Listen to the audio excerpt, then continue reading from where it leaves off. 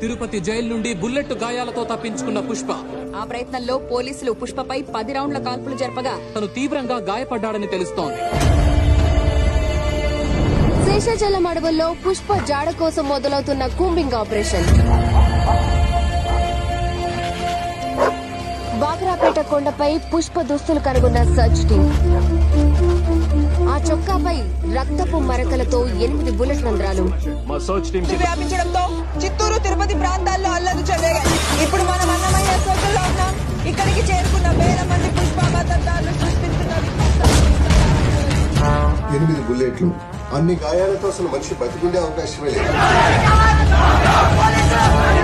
ఇది ఖచ్చితంగా పుష్పం చంపడానికి చేసిన కుట్రే.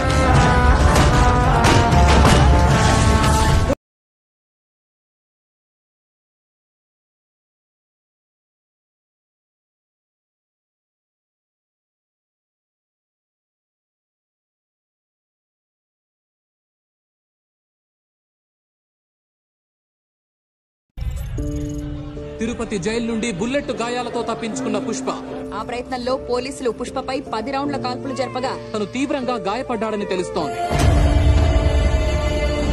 శేషాచలం అడవుల్లో పుష్ప జాడ కోసం మొదలవుతున్న కూంబింగ్ ఆపరేషన్. బాగ్రాపేట కొండపై పుష్ప దుస్తులు కనుగొన్న సర్చ్ టీం.